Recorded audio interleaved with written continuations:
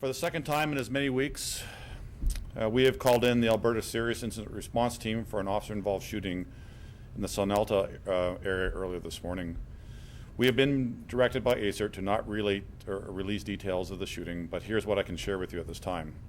At approximately 2:30 a.m. this morning, we were called to the 1700 block of 11th Avenue Southwest for a check on the welfare complaint of a woman who was screaming and acting erratically, pounding on windows of nearby vehicles and the front door of an apartment building. As officers arrived on scene, they were confronted by a woman allegedly carrying weapons. Shortly after arrival, events escalated, and a one-year member of the Calgary Police Service discharged her service firearm. The 27-year-old woman was struck and subsequently died as a result. The members involved in this incident have my full and complete support, as they have the support of the service. From the information I have been given, I am firmly of the belief that this member acted appropriately to protect herself, her partner, and members of the public. Today, you may have also been hearing about a proposal to the Calgary Police Commission for an independent review of the shootings that have impacted our service and the citizens of Calgary. This is not about any one particular shooting. However, I am compelled to ensure our members have the correct leadership, policy, procedures, and equipment, as well as training to ensure that we are policing the community in the safest, most contemporary way possible, given the changing nature of criminality in this city. We understand the significant impact these shootings have on our members and on the public, and we need to ensure that we are doing everything we can to reduce the number of incidents in which officers are put into positions to use lethal force. This is an unsettling trend for the public and for our members who place their lives on the line every day. The safety of our officers and the public is of paramount concern to us. And based on the statistics of 2015, we know that Calgary has seen one of the highest increases in the crime severity index. This speaks to a greater issue for our community and the impact crime and social disorder trends have on our day-to-day duties. To that, I will take questions. So obviously, we've taken the use of force, a lot of us in this room, training, but the public is having, I think, a hard time understanding why that's the first thing, or it's not the first thing they jump to, but why they jump to using their gun. Can you maybe walk through that decision-making process, how it happens so quickly, that sort of thing? Well, anytime as we train officers, they're trained on a variety of skills, from verbal communications and our de-escalation skills and our strategic communication skills, and all right through the various levels of force they can use. But each level of force is really based on the merits of the situation they're faced with, the space they're in, the time they have, the information they have leading to their interaction with somebody. So they're all very challenging and dynamic, and as you can appreciate, oftentimes it's based on the behavior of the offenders, but what sort of things we can accomplish, the type of officers we have this scene, the type of skill sets we have, and then the behavior of the offender that will lead us to determine how we will approach that call. So it is, as you know, going through that, it is very dynamically different from one call to the next. But calls like this, like these check on the welfare calls, we'll deal with that about 25,000 times a year. Is how often we go to calls like that. And and this year, I know we just looked at it, we've had 2 particular shootings related to those types of calls. So by and large, we use lots of different ways to approach them. Every once in a while, though, there's these tragic outcomes.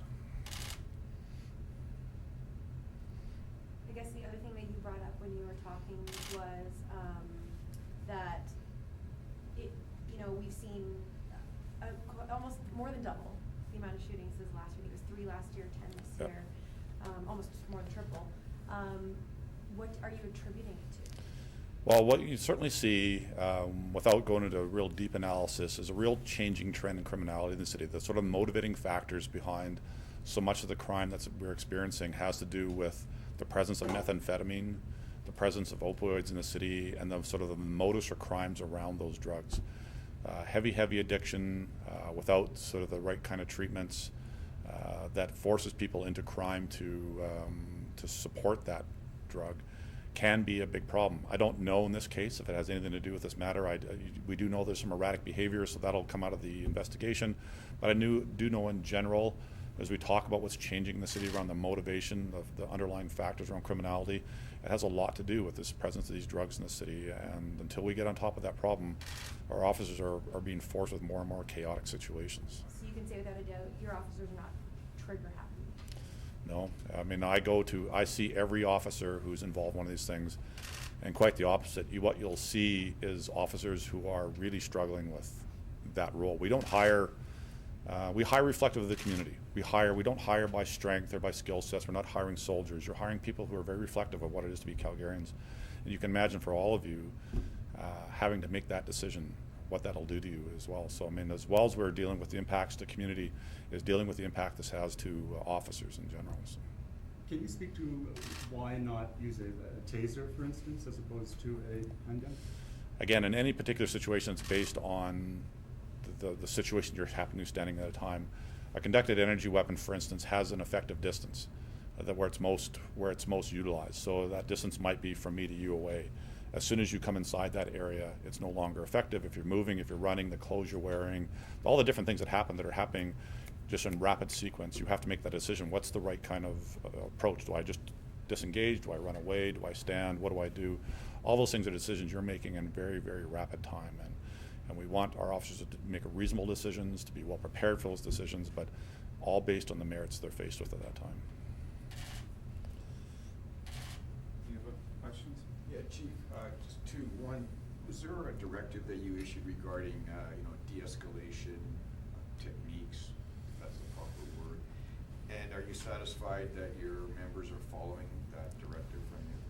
Well, we provide a lot of information out and a lot of training around de-escalation, and it is foundational to how we do our work every day. Like I said before, calls like this represent tens of thousands of calls we do, so we know de-escalation works. We know it's been very successful, but there are those situations when confronted with certain attributes of that call where officers are left to defend themselves or others, and faced with a case of death or grievous bodily harm, we want them to defend themselves when that situation presents itself. So. If I could ask you another question, there's going to be a demonstration actually close to the crime scene at a community center for a group called YYC, Calgary Lives Matter.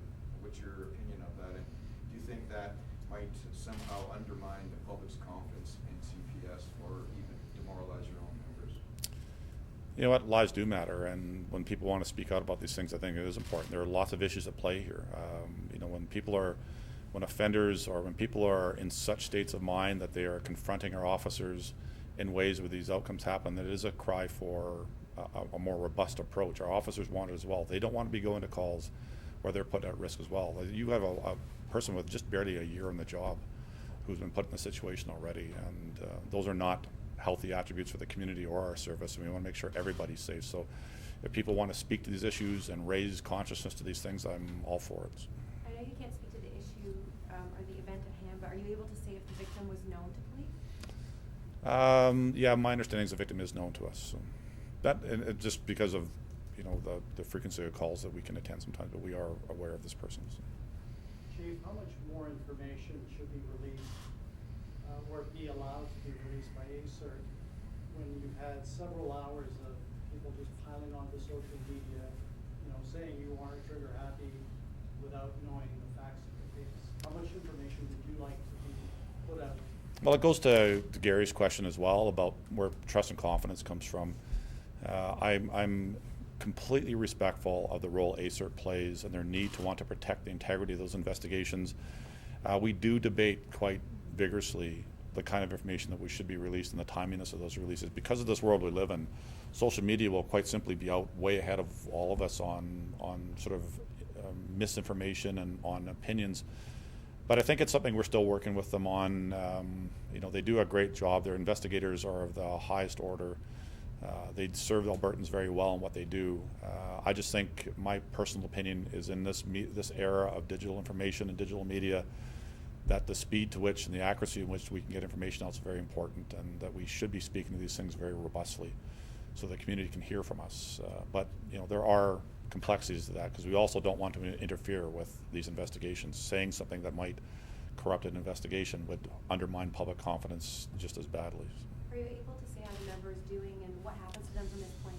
Any member that goes through one of these events is we provide services to support services. So the member will be taken back to their district office and likely will be home by now and resting. And they'll give them some time to sort of decompress and to await the further investigative steps. We do spend a lot of time making sure the member and their families are being supported as they go through this process. You can imagine sitting at home for days and days and weeks wondering what's going on and what's just happened, because like as much as we train, as much as this is our role, officers are not predisposed. They don't have some special gene that allows them to do this and not feel the significant consequence of what's just happened.